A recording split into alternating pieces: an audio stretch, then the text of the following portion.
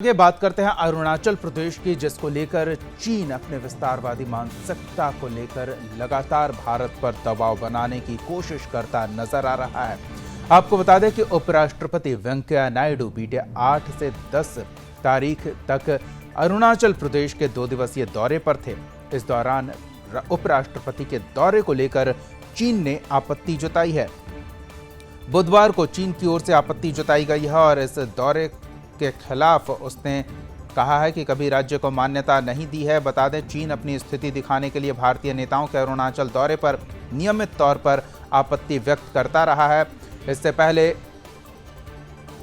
अमित शाह के दौरे को लेकर भी चीन ने आपत्ति जताई है, लेकिन भारत की ओर से स्पष्ट कर दिया गया है कि अरुणाचल प्रदेश भारत का अभिन्न हिस्सा है और इससे कोई समझौता नहीं किया जा सकता। चीन की आपत्तियों को दरकिनार किया गया है भारत की ओर से। तो लगातार यह स्थिति बनी रही है। कभी सैन्य गतिरोध देखने को मिलता है, तो कभी राजनीतिक गतिरोध, बयानबाजी का दौर चलता है, तो कभी स्थिति हिंसक भी हो जाती है। हालात को समझने की हम कोशिश करते हैं। रुक करेंगे, हमारे साथ मेहमान जुड़े हुए हैं। बीएन झा जी राजनयिक हैं, साथ ही defence expert doctor Sudhir Singh हैं। आप दोनों का बहुत बहुत स्वागत है। बीएन झा जी, चीन बार बार उकसाने वाली कोशिश क्यों कर रहा है? कभी सैनिक भेज देता है सीमा के उस पार, तो कभी हमारे अपने नेताओं को अपने देश के राज्यों में जाने पर आपत्ति जताता है। ये चल क्या रहा है? दीपक जी, ये बहुत कंडेम करने वाली बात है कि चीन हमेशा इस तरह का हरकत, जबकि उसने वेंकैया नायडू के आने पे ऑब्जेक्शन किया जी। हमारी विदेश मंत्रालय इतना ढुलमुल रवैया क्यों अपनाए हुए है? ये सिर्फ इतना कहना जरूरी नहीं था कि हमारा अभिन्न अंग है जी। इसको पब्लिक प्लेटफॉर्म पे इस कमेंट को, जो ली जियान जो कमेंट किया था, उसको कंडेम करना जरूरी था और पब्लिकली कहता है कि चीन हमारे अंतरराष्ट्रीय मामले में हस्तक्षेप दे रहा है। इसके अलावे आपको क्या तकलीफ है वन चाइना पॉलिसी को डिनाउंस करने की? जी। इतने दिनों से चीन ये सब करता रहा है, लेकिन अभी तक हमने अपने मंत्रालय के, विदेश मंत्रालय के किसी भी एक ब्रीफिंग में वन चाइना पॉलिसी को कंडेम करते हुए नहीं सुना है। क्यों? तीसरा, वन बेल्ट वन रोड का जो प्रोजेक्ट चल रहा है, इसका आप ओपनली इसको क्यों नहीं आप डिनाउंस करते हैं कि ये हमें एक्सेप्टेबल नहीं है, ये हमारे कश्मीर से और लद्दाख से होकर गुजरती है, चीन इसको इमीडिएटली बंद करे। ये नहीं कर रहे हैं आप। ताइवान को लेके आप चुप क्यों हैं? ताइवान को इतने सारे कंट्री ने मान्यता दे रखी है, आप भी या तो मान्यता दीजिए।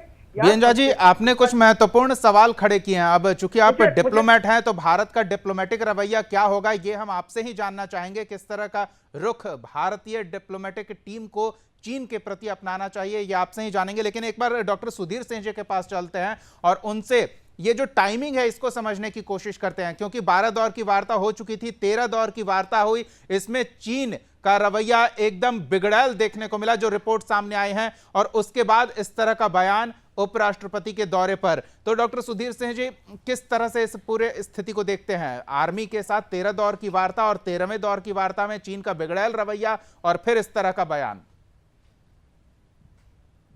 देखिए, ये जो हमारी लद्दाख क्षेत्र में डिसएंगेजमेंट की वार्ता हो रही है, ये और अभी जो चीन का रुख अरुणाचल प्रदेश पर है, ये दोनों अलग अलग, इसलिए अलग अलग मामले हैं कि चीन अरुणाचल प्रदेश को दक्षिण तिब्बत कहता जी, और ये बरसों से चलता आया है कि जब भी हमारे प्रधानमंत्री, राष्ट्रपति, उपराष्ट्रपति जैसे बड़े डिग्निटरी अरुणाचल प्रदेश के दौरे पे जाते हैं, चीन इन दौरों को अनधिकृत बताता है, क्योंकि उसका मानना है कि ये साउथ तिब्बत है जी। सवाल ये है कि भारत सरकार को इसका एक करारा जवाब देना चाहिए। अगर 1 मिनट के लिए मान ले कि अरुणाचल प्रदेश डिस्प्यूटेड है, तो तिब्बत भी डिस्प्यूटेड। बिल्कुल। तो तिब्बत में कोई भी चीन का बड़ा पदाधिकारी जब जाता है, तो हमारी सरकारों को भी कहना चाहिए कि भाई तिब्बत जो है एक डिस्प्यूटेड टेरिटरी है और अभी तक इसके सोवरेनिटी का कोई फैसला नहीं हुआ है। एक बार आप यकीन करिए कि अगर हम ऐसा कह देंगे तो चीन की हिम्मत नहीं होगी दोबारा ऐसा कहने की। जो विदेश नीति है उसमें जैसे का तैसा टीट फॉर टैट, और ऊपर से दलाई लामा तो हमारे ही देश में मौजूद हैं। दलाई लामा जी हमारे देश में मौजूद हैं, एक निर्वासित सरकार भी तिब्बत की चल रही जी। लेकिन भारत सरकार तिब्बत के मामले पर बिल्कुल इनएम्बिग्युइटी बनाए रखती है और स्पष्ट है। भारत सरकार को तिब्बत के पक्ष में खुल के आना चाहिए। बिल्कुल, वैश्विक मंच पर दलाई लामा को प्रस्तुत करते हुए तिब्बत को एक संप्रभु देश के तौर पर मांग की जानी चाहिए भारत की ओर से। लेकिन ये चुनौती क्या है, ये डिप्लोमेटिक वजह थोड़ा समझना चाहते हैं बीएन झा जी। डॉक्टर सुधीर जी जो कह रहे हैं वो एक पहलू हो सकता है, आपके सवालों का एक जवाब वो भी हो सकता है, लेकिन समस्या चुनौती क्या है भारत के सामने, ये भी समझना चाहेंगे। आपने पिछली बार हमें रोक दिया था, मैं इन्हीं सब कुछ चीजों को लेके आपको बता रहा था जी कि देखिए, जो आप एक ढुलमुल रवैया जो भारत सरकार की चली आ रही है, इससे कहीं न कहीं अपने आप को रोक लगाना होगा। क्योंकि आज का भारत वो पुराना भारत नहीं है कि चीन एक बार आंख दिखाता था, हम अंदर बैठ जाते थे। अभी हम आंख से आंख मिला के बात करें, अभी हम एक का जवाब एक से दें, अभी हर चीज जो चीन करता है उसको हम रेसिप्रोकेट करें।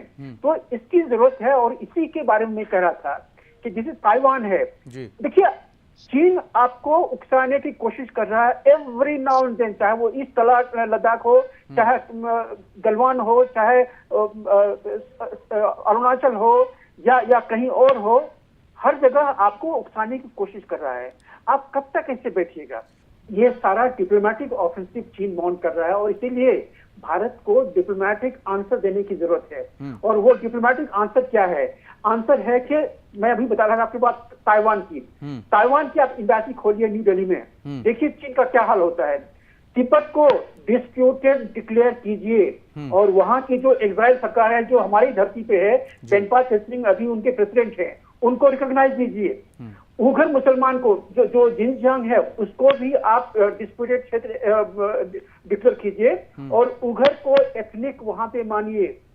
वहां की जो ह्यूमन राइट्स है, चाहे तिब्बतन में चलते हो चाहे उइगर मुसलमानों के चलते हो, उसको आप रेज कीजिए।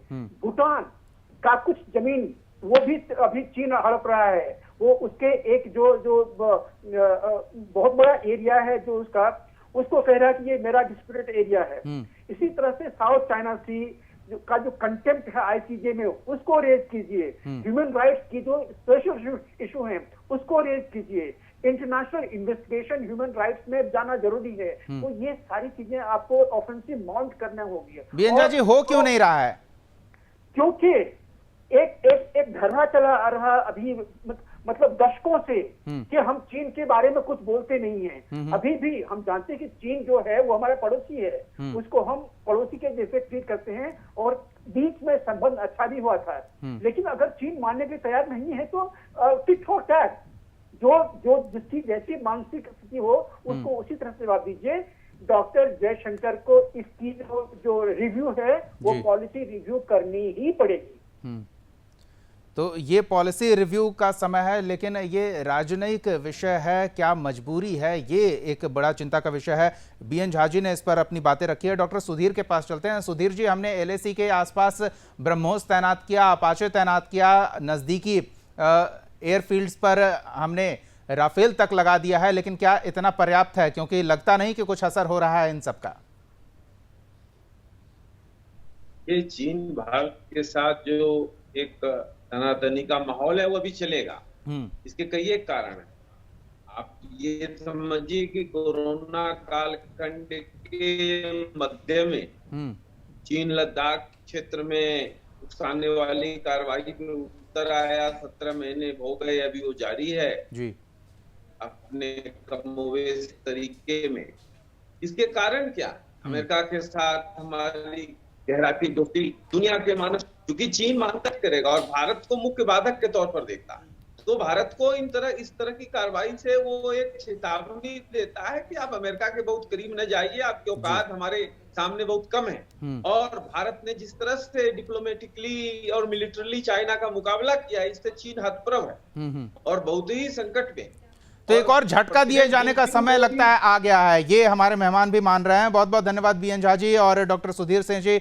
वक्त की बाध्यता है, आपने अपना कीमती समय दिया, इसके लिए धन्यवाद।